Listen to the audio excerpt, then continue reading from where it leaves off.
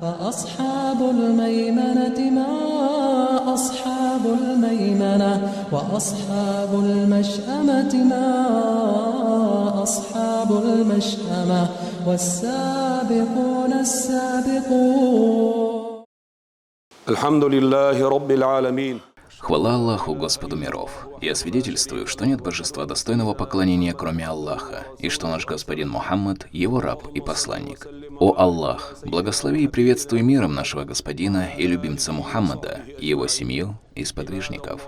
О рабы Аллаха, я завещаю вам и своей грешной душе бояться Всевышнего Аллаха. Бойтесь же Его и повинуйтесь Ему, ведь поистине Аллах с теми, кто богобоязнен и кто творит добро. Дорогие мусульмане, сегодня 24-й день Раджаба, а через 3 дня наступит 27-я ночь, в которой Всевышний перенес своего посланника, мир ему и благословение Всевышнего, из Мекки в Иерусалим, откуда он вознесся на 7-е небеса и преодолел предел крайнего лотоса. Там он оказался наедине со своим Господом, и в ту ночь верующим было вменено в обязанность совершения 5-кратного намаза.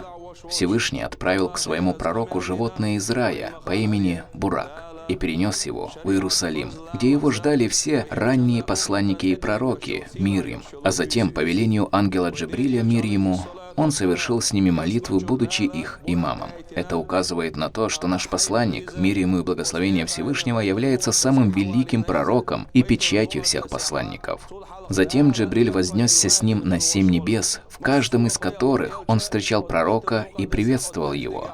Когда он дошел до последней стадии, Всевышний предписал его общине молитву, которая вначале состояла из 50 намазов. Получив данное предписание, он спустился по небесам и встретил пророка Мусу, мир ему, который сообщил ему, что его община не смогла выполнить это предписание, и указал ему попросить у Аллаха снизить количество намазов. Тогда посланник Аллаха вернулся и обратился к своему Господу, и количество было убавлено на 5 намазов. Он спускался и каждый раз встречал Мусу, который советовал ему обратиться к Господу миров для сокращения молитвы. Посланник Аллаха, мир ему и благословение Всевышнего, не переставал спускаться и подниматься, пока молитва не была сокращена на 5 намазов. Приближенные рабы Аллаха говорят, что такое непрерывное указание пророка Мусы, мир ему, исходило от его желания получить благодать и насладиться тем светом, который озарялся наш пророк, мир ему и благословение Всевышнего, при каждой встрече с господином миров. Как-то раз у выдающегося толкователя Корана Мутавали аш-Ша'рави произошел спор с одним из ваххабистов, когда он преподавал в Мекке. Приверженцы сунны убеждены, что чудеса пророков и приближенных рабов Аллаха не прекращаются и не перестают приносить пользы даже после их смерти. Отталкиваясь от данного убеждения, приверженцы сунны дозволяют просить помощь через посланников и приближенных рабов Аллаха и взывать к ним с намерением снискать милость Творца через их просьбу. Его оппонент, основываясь на своих ваххабистских убеждениях, начал утверждать о недозволенности просить у пророков, так как они мертвы и не могут помочь после смерти.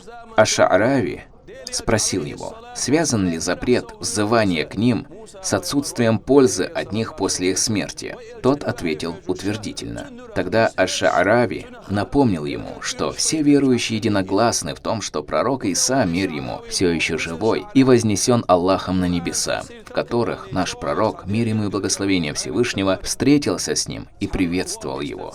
Тот ваххабист согласился.